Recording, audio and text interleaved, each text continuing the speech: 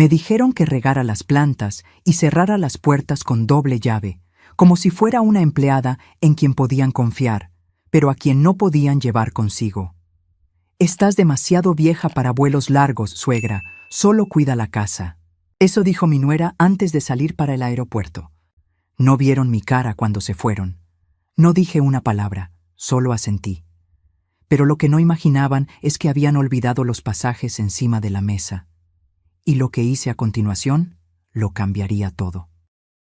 Esa tarde marcó el día en que finalmente me negué a ser invisible. Pero antes de continuar, si esta historia te toca el corazón, no olvides dejar tu me gusta, suscribirte al canal y contarnos desde dónde nos estás escuchando.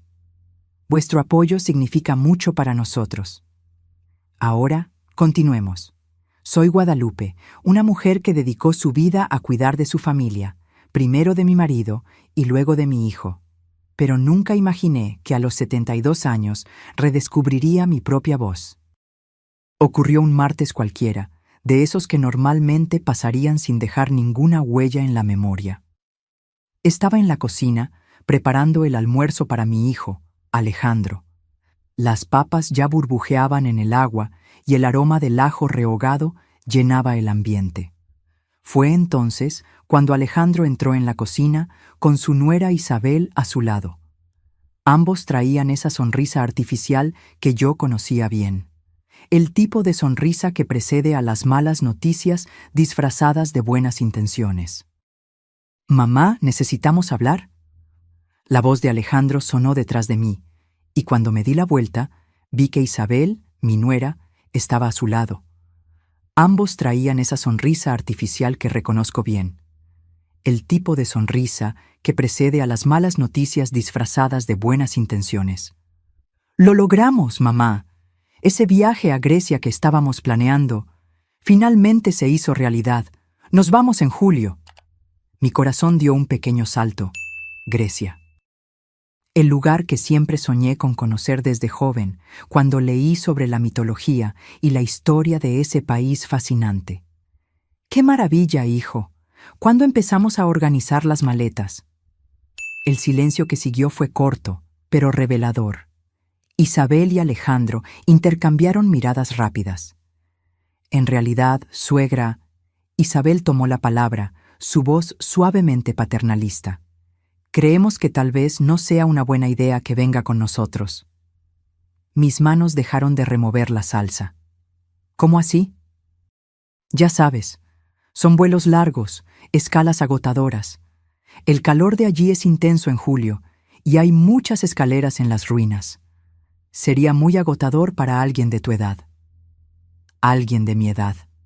Como si mis 72 años me hicieran incapaz de cruzar un océano o subir unos cuantos escalones. «Además», complementó Alejandro, «necesitamos a alguien que cuide la casa, que riegue las plantas, recoja la correspondencia». Ah, entonces era eso. No era una viajera, era la empleada. Una ama de llaves sin pago. «Entiendo», respondí, volviendo a remover la salsa como si nada hubiera pasado. «Claro que entiendo». Los días siguientes se llenaron de su entusiasmo. Maletas abiertas por toda la casa, itinerarios impresos, conversaciones sobre playas griegas y restaurantes típicos. Paloma, mi nieta de 16 años, parecía ser la única genuinamente triste porque yo no fuera. «Abuela, voy a tomar muchas fotos para que las veas», prometió, sentada en el borde de mi cama mientras yo doblaba su ropa para el viaje. «Será como si estuviera allí», respondí, pero las palabras sabían a mentira. La mañana de la partida ayudé a cargar las maletas en el coche. Alejandro verificó varias veces si tenía todos los documentos, mientras Isabel daba las últimas instrucciones sobre la casa. «No olvides regar las orquídeas solo una vez por semana. Y si llega la correspondencia de trabajo de Alejandro, avísame inmediatamente por mensaje». Acepté todo, sonriendo y asintiendo mientras el coche se alejaba. Me quedé allí parada, sintiendo el peso de 72 años de vida, la mayoría de ellos dedicados a cuidar de los demás. Primero de mi marido, luego de mi hijo, y ahora, aparentemente, de una casa vacía. Volví a entrar y me serví una taza de té. Fue entonces cuando noté el sobre la mesa de la cocina. Al acercarme, vi que eran los pasajes. Los tomé en mis manos, mirando cada detalle. Los nombres impresos, los asientos marcados, el destino. Atenas. Todo allí, concreto, real. Un viaje que no me incluía. Algo dentro de mí se rompió en ese momento. No era solo la exclusión del viaje, era la acumulación de pequeñas exclusiones a lo largo de los años. Las decisiones tomadas por mí, pero no conmigo. El trato cada vez más infantilizante, como si envejecer significara retroceder. Tomé mi teléfono y, con una calma que ni yo sabía que poseía, llamé a la aerolínea. Buenos días, me gustaría cancelar algunos pasajes, por favor. La operadora me pidió los datos y códigos de confirmación, que estaban todos allí, en el sobre olvidado. ¿Está segura de que desea cancelar los 4 pasajes, señora? Sí, respondí después de una pausa. Cancélelos todos. Después de finalizar la cancelación, hice otra llamada, esta vez para usar parte de mis ahorros que guardé durante años. Ahorros que Alejandro no sabía que existían, dinero que ahorré trabajando como costurera mucho después de la jubilación, pequeños trabajos que hacía cuando todos pensaban que solo estaba pasando el tiempo. Me gustaría comprar un pasaje a Atenas, sí, solo de ida por ahora. Cuando colgué, miré la casa a mi alrededor, la casa que yo debería guardar durante 3 semanas. Había plantas que regar, correspondencia que recoger y un silencio enorme que soportar. En cambio, fui a mi habitación, abrí el armario y tomé la pequeña maleta que había comprado secretamente meses antes, en una liquidación. Algún día la necesitaré, pensé en ese momento, sin saber cuán acertada estaba. Puse solo lo esencial, algunas mudas de ropa, mis medicamentos, el vestido azul marino que me hacía sentir elegante y el pasaporte que renové recientemente para por si algún día lo necesitaba.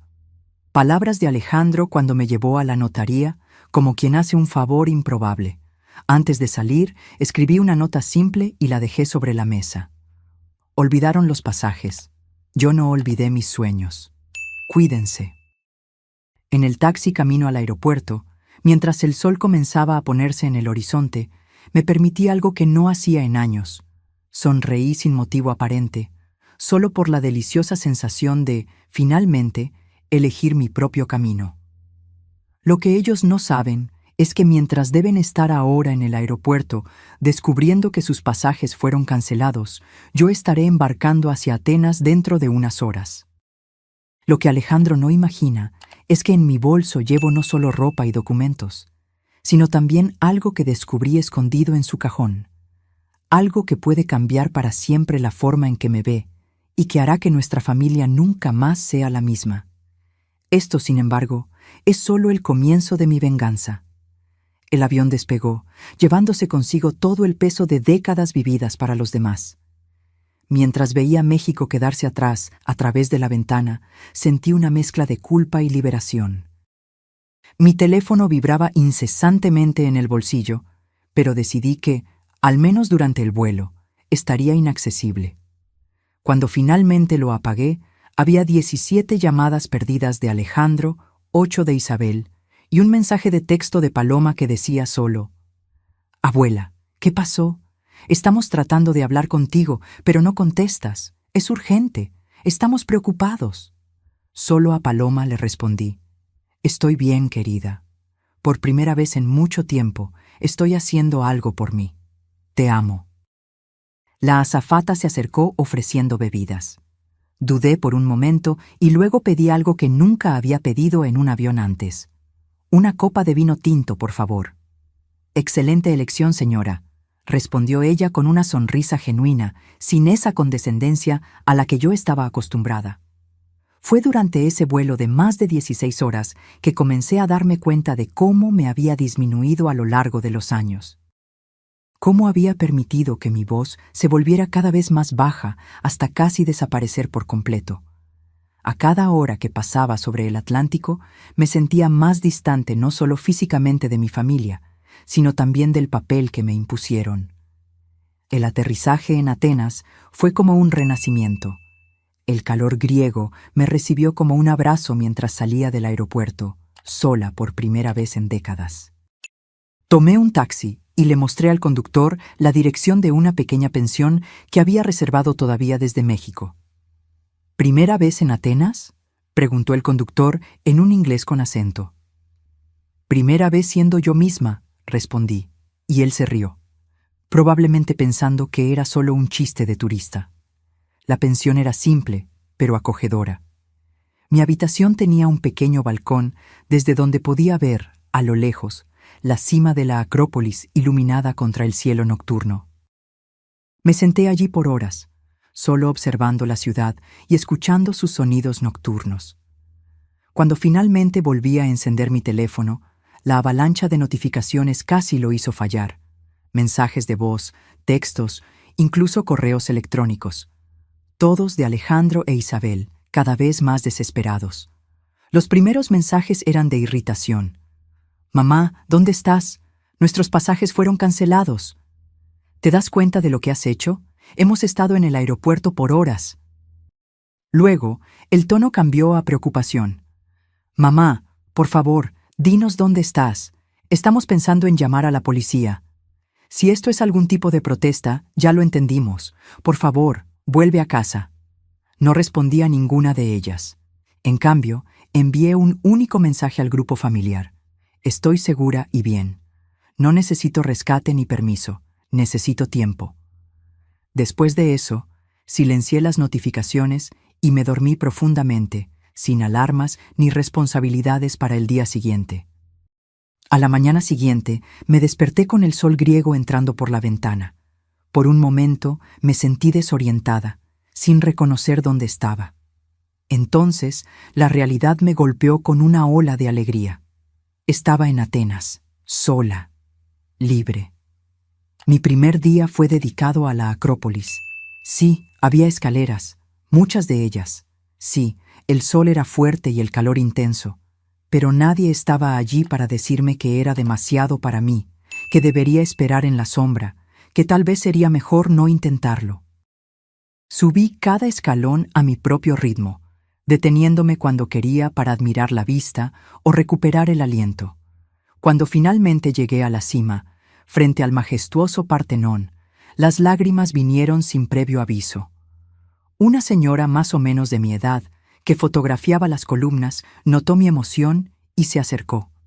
«Es impresionante, ¿verdad?», dijo en español, probablemente notando mi apariencia latina. «Es más que eso», respondí. «Es liberador». Su nombre era Rosalía, viuda hace 10 años, española de Sevilla. Estaba viajando sola por Europa hacía casi un mes. Mis hijos pensaron que estaba loca cuando les dije que viajaría sola a los 74 años, contó mientras almorzábamos en una pequeña taberna cerca de la Acrópolis. Quisieron enviar a alguien conmigo, un acompañante, como si fuera una niña incapaz de cruzar una calle sola. Me reí, reconociendo la situación. Mi hijo ni siquiera consideró incluirme en el viaje familiar, confesé. Así que cancelé sus pasajes y vine sola. Rosalía casi se atragantó con su vino, luego estalló en carcajadas. «Dios mío, eso es brillante. ¿Qué hicieron ellos?» «Aún no lo sé», silencié sus mensajes. Ella levantó su copa para un brindis. «Por nuestra rebelión tardía». Pasamos el resto del día juntas, explorando el Museo de la Acrópolis y las callejuelas del barrio de Plaka. Rosalía era exactamente el tipo de compañía que yo necesitaba. Alguien que entendía lo que significaba reclamar su propio espacio después de años viviendo para los demás. En el tercer día en Atenas, compré una postal y se la envié a Paloma. Era una imagen de la puesta de sol sobre el Partenón, y en ella escribí solo: «Nunca dejes que decidan lo que puedes o no puedes hacer, querida. Tu abuela está descubriendo esto un poco tarde, pero todavía a tiempo». Fue esa tarde, sentada en un café, que me di cuenta de lo que había traído conmigo además de ropa y documentos. En la prisa de la partida, terminé poniendo en la maleta una pequeña caja que encontré escondida en el cajón de Alejandro días antes. Dentro de ella había cartas Cartas de amor dirigidas a él, pero no escritas por Isabel. Cartas firmadas por una tal Mariana, fechadas hasta 3 meses atrás. Mi hijo, el hombre que me juzgaba incapaz de viajar sola, que me confinaba al papel de guardiana de la casa y cuidadora, mantenía una relación extramatrimonial. Me senté allí, con las cartas en mis manos, pensando qué hacer con esa información. Podría usar aquello como un arma, exponer su hipocresía, destruir la imagen de familia perfecta que tanto se esforzaba por mantener. La venganza podría ser rápida y devastadora. Pero mientras observaba a las personas pasar, viviendo sus vidas bajo el sol griego, me di cuenta de que no quería cargar ese peso conmigo. Esas cartas no eran mi historia, eran la de él. Mi historia apenas estaba comenzando, a los 72 años, en una cafetería en Atenas. Esa noche, Rosalía me hizo una invitación inesperada. Voy a Florencia mañana. Ven conmigo. Italia en julio es un sueño. Miré mi teléfono. Había más mensajes sin leer, más llamadas perdidas. La casa en México seguía allí, vacía, esperando que yo volviera a mi lugar designado. ¿Por qué no?, respondí, sintiendo una ola de adrenalina. Siempre quise ver los museos de Florencia. Y así, lo que iba a ser una pequeña rebeldía se transformó en algo más grande, un viaje de redescubrimiento que apenas estaba comenzando. Florencia nos recibió con su aire renacentista y calles de piedra que contaban historias de siglos. Rosalía y yo nos hospedamos en un pequeño hotel cerca del Ponte Vecchio, con vista al río Arno. En nuestro primer día pasamos horas en la Galería de los Uffizi, maravilladas con las obras de Botticelli y Da Vinci. «Mira el nacimiento de Venus», dijo Rosalía mientras estábamos frente a la famosa pintura. Una mujer emergiendo, renaciendo. ¿No es exactamente lo que estamos haciendo? Sonreí, reconociendo la verdad en sus palabras. Yo estaba, de hecho, emergiendo de algo, de las expectativas ajenas, de los papeles impuestos, de la invisibilidad. Por la noche, sentada en el balcón del hotel, finalmente decidí revisar mi teléfono de nuevo. Había un mensaje de voz de Paloma que me hizo sonreír. «Abuela, recibí tu postal. No le conté a papá, pero quería decirte que te admiro mucho. Están locos aquí, pero yo entiendo por qué lo hiciste. Cuando sea grande, quiero ser valiente como tú». Valiente. Nadie me había llamado así en décadas. Generalmente, los adjetivos que escuchaba eran testaruda, difícil o, en el mejor de los casos, servicial. Nunca valiente. También había un mensaje de mi hijo que me dejó inquieta. «Mamá, descubrimos que estás en Europa. Si esto es algún tipo de venganza, ya lo lograste. Por favor, vuelve a casa. Estamos preocupados por tu salud. Nunca habías viajado sola antes». Él tenía razón en un punto. Era una venganza. No planeada, no premeditada, pero aún así una venganza contra años de desvalorización. En cuanto a mi salud, nunca me había sentido tan viva. En Florencia, noté pequeños cambios en mí misma. Me sentaba más erguida en los cafés. Hablaba con más firmeza al pedir información. Sonreía a extraños sin ese miedo a molestar que siempre cargué. Una tarde, mientras caminábamos por el jardín de Bóboli, Rosalía comentó sobre la transformación. «Pareces diferente a cuando nos conocimos en Atenas». «¿Diferente cómo?» «Más presente, menos apologética, como si estuvieras ocupando tu espacio sin pedir permiso». Era verdad. Estaba reaprendiendo a existir por mí misma, no solo en función de los demás. Nuestra siguiente parada fue Lisboa. Rosalía se resfrió durante el viaje y pasé 2 días cuidándola en nuestro hotel. La diferencia es que esta vez, el cuidar era una elección, no una obligación. Cuando se recuperó, exploramos la ciudad juntas, subiendo y bajando las colinas, comiendo pasteles de nata en Belém, escuchando fado en pequeñas casas de espectáculos. Fue en Lisboa, escuchando esas canciones melancólicas sobre la nostalgia y el destino, que decidí finalmente llamar a Alejandro. «Mamá, gracias a Dios. ¿Dónde estás? Estamos desesperados aquí». Su voz traía esa mezcla de alivio e irritación, como si estuviera hablando con un niño que se perdió en el supermercado. Estoy en Lisboa, respondí con calma. Antes estuve en Atenas y Florencia. El silencio del otro lado fue revelador. Él no esperaba esa respuesta. ¿Lisboa? ¿Cómo así? ¿Cómo te las estás arreglando? ¿Quién está contigo? Me estoy arreglando muy bien, gracias. Y estoy con una amiga. ¿Amiga? ¿Qué amiga? Mamá, esto no tiene sentido. ¿Cancelaste nuestro viaje para luego viajar sola por Europa? ¿Por qué? La pregunta que yo esperaba hacía semanas. ¿Por qué? Porque ustedes decidieron que yo era demasiado vieja para viajar, pero lo suficientemente joven como para cuidar la casa. Porque ustedes planearon conocer Grecia sabiendo que era mi sueño y no les importó excluirme. Porque me cansé de ser un mueble en su casa, Alejandro. Eso es un absurdo. Solo estábamos pensando en tu bienestar. Nunca te quejaste antes. Ese es exactamente el problema, respondí, sintiendo una calma sorprendente. Nunca me quejé. Nunca dije que no. Siempre acepté el lugar que me dieron. Pero eso se acabó. ¿Y las cartas? Preguntó de repente, su voz cambiando de tono. ¿Revisaste mis cosas antes de partir? Entonces él había notado la ausencia de las cartas. Por un momento, consideré usar esa información, lanzarle a la cara su hipocresía. En cambio, respiré hondo. Sí, encontré las cartas y me las traje conmigo. Mamá, no entiendes. Entiendo perfectamente, interrumpí. Pero no te preocupes. Tu vida privada es tuya. No voy a interferir en ella, así como espero que no interfieras más en la mía. Colgué antes de que él pudiera responder. Rosalía me observaba con una sonrisa de aprobación. Deberías ver tu cara ahora, comentó. Está radiante. De Lisboa seguimos hacia Sevilla. El calor andaluz era intenso, pero reconfortante. Las calles estrechas ofrecían sombra, y las noches se llenaban de música y baile. En una de esas noches asistimos a un espectáculo de flamenco que me emocionó profundamente.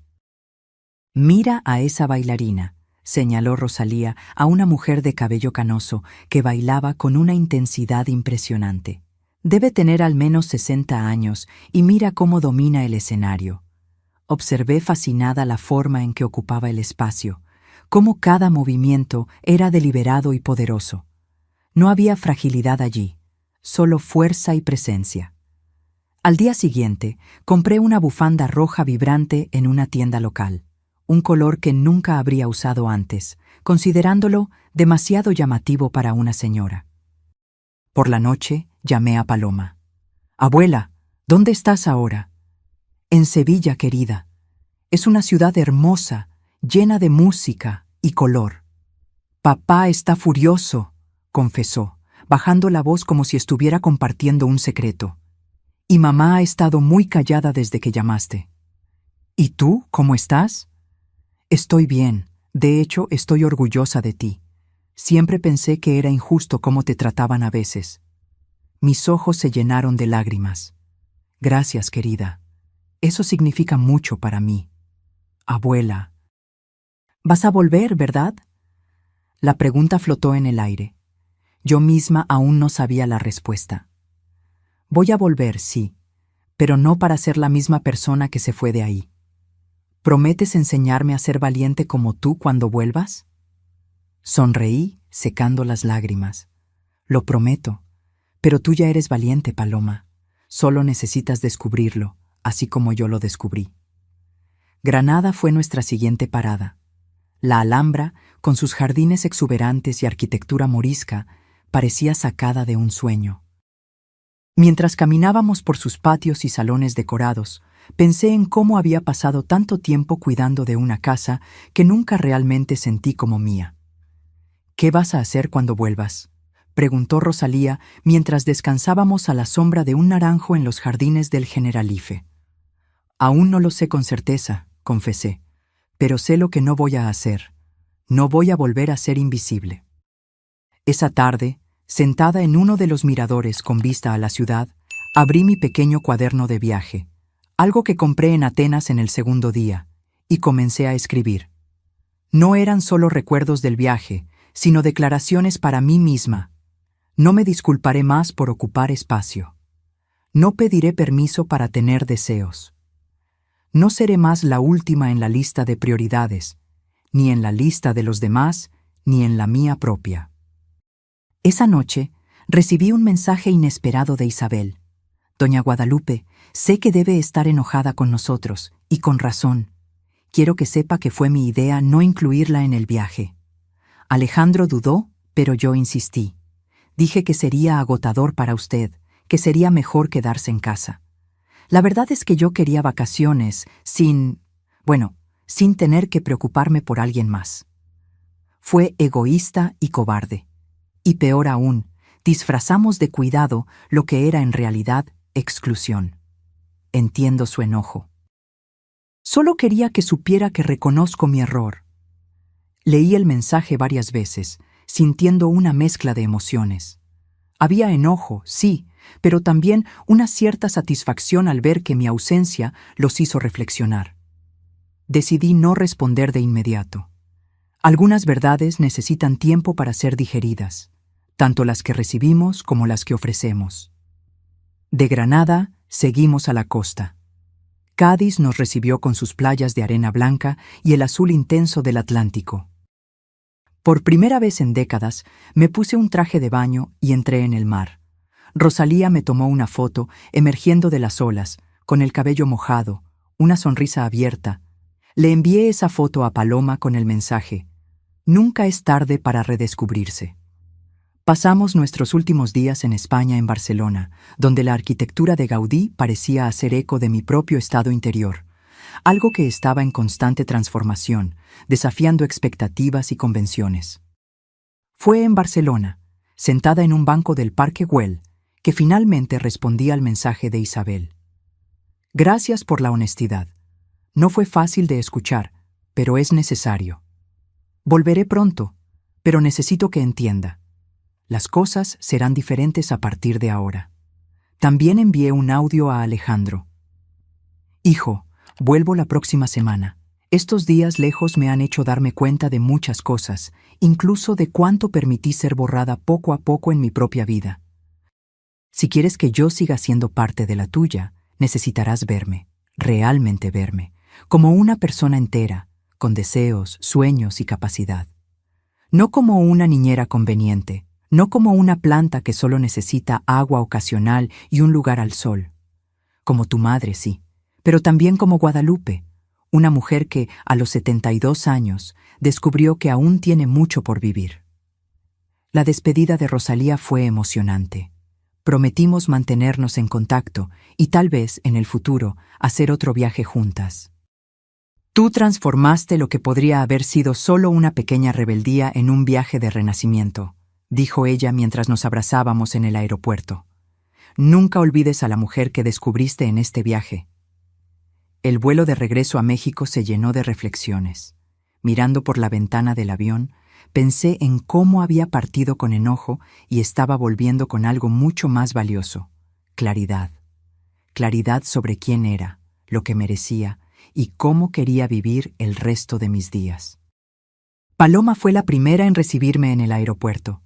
Corrió a mis brazos como lo hacía cuando era pequeña. «Estás diferente, abuela», comentó mientras me ayudaba con la maleta. «Más brillante». «Es el sol europeo», bromeé, pero sabía que ella tenía razón. Alejandro e Isabel esperaban más atrás, visiblemente nerviosos. El abrazo fue contenido, las palabras cuidadosamente elegidas. «Bienvenida de vuelta, mamá», dijo Alejandro, su voz traicionando una mezcla de alivio y aprensión. «Hicimos té», ofreció Isabel, como si eso pudiera llenar el abismo de palabras no dichas entre nosotros. En casa, todo parecía simultáneamente familiar y extraño. Mi habitación, mis pertenencias, todo estaba exactamente como lo dejé, pero yo ya no era la misma persona que había partido. Los días que siguieron fueron un ejercicio de reconstrucción. Me negué a retomar automáticamente mis antiguos roles. Ya no preparaba la cena todos los días, no estaba siempre disponible para cuidar la casa. Comencé a asistir a un curso de cerámica las tardes de los martes y jueves, algo que siempre quise hacer. Invité a algunas señoras del barrio a tomar café en una panadería cercana los miércoles. Pequeños cambios, pero significativos. Alejandro intentó varias veces abordar el tema de las cartas, pero siempre me desviaba. Lo que haces o dejas de hacer en tu vida privada es tu problema, hijo. Así como lo que yo hago en la mía ahora es mi problema. Una noche, casi un mes después de mi regreso, acepté una invitación para cenar en su casa. Ya no la nuestra casa, como Alejandro aún insistía en llamar, sino la casa de ellos, donde yo era ahora una invitada con el privilegio de tener una habitación permanente. Después de la cena, cuando estábamos todos en la sala, le entregué a Alejandro un sobre. ¿Qué es esto, mamá? Los pasajes cancelados, los guardé como recuerdo. Él abrió el sobre, su rostro palideciendo al ver los billetes. ¿Por qué me das esto ahora? Porque quiero que recuerdes, no como un castigo, sino como un hito, el día en que todos nosotros comenzamos a cambiar. Isabel miraba fijamente a sus propias manos, mientras Paloma observaba la escena con una sonrisa discreta. Más tarde, en mi habitación, abrí de nuevo mi cuaderno de viaje y añadí una última entrada. Nunca fui demasiado vieja para soñar. Simplemente, nunca me preguntaron si aún soñaba. Ahora, no espero que pregunten. Simplemente voy. Las cartas de Mariana siguen guardadas en una caja en el fondo de mi maleta. A veces pienso en devolverlas, otras veces en destruirlas.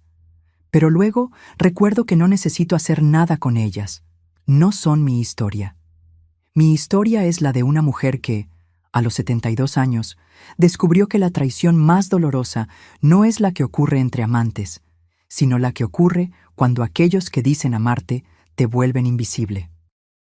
Y que la venganza más dulce no es exponer los secretos ajenos, sino redescubrir los propios. A veces me encuentro mirando la bufanda roja que compré en Sevilla, ahora colgada orgullosamente en mi armario, ya no escondida entre ropas neutras y discretas. Es un recordatorio diario de que nunca es tarde para negarse a desaparecer. La relación con Alejandro e Isabel continúa en reconstrucción. Hay días difíciles, cuando los viejos hábitos intentan reinstalarse. Un comentario sugiriendo que no debo salir sola por la noche, un pedido para cuidar la casa mientras viajan por trabajo. Pero ahora, mis no vienen fácilmente, sin culpa o explicaciones extensas. Paloma y yo desarrollamos un ritual de los domingos por la tarde. Ella viene a mi habitación y me cuenta sobre su semana, sus sueños, sus pequeñas rebeliones en la escuela. En una de esas tardes me sorprendió. Abuela, hice una lista como la tuya, cosas por las que ya no me disculparé. Mi corazón se llenó de orgullo al verla desplegar un pedazo de papel con su letra adolescente. No me disculparé por gustarme más las matemáticas que la literatura. No me disculparé por preferir pantalones a vestidos. No me disculparé por soñar con viajar sola como mi abuela. La abracé con fuerza, dándome cuenta de que mi pequeña venganza había generado algo mucho más grande que la satisfacción personal. Había creado un ejemplo para mi nieta, una posibilidad que tal vez ella no habría visto sin mi rebeldía tardía. 6 meses después de mi regreso, recibí una llamada de Rosalía. Guadalupe, estoy planeando un viaje a Portugal en marzo. Ya visitamos, pero hay tanto que no vimos. ¿Qué te parece?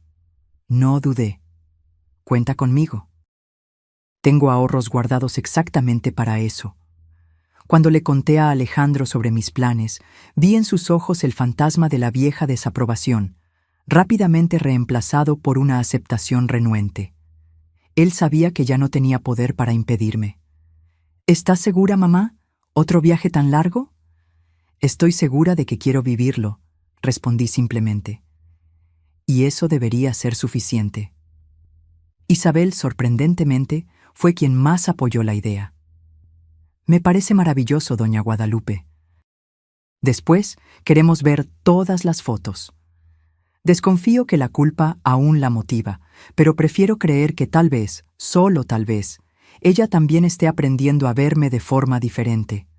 Las cartas de Mariana dejaron de llegar, o al menos Alejandro encontró un escondite mejor.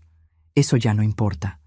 Lo que importa es que la semana pasada, mientras arreglaba mi armario, encontré algo que había olvidado por completo.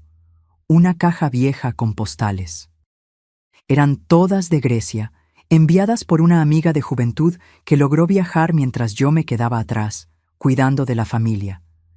En cada una de ellas ella escribía: «Un día, tú también estarás aquí».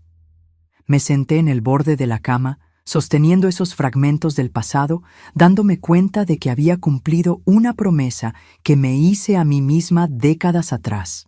Una promesa que casi olvidé, sofocada por años de abnegación.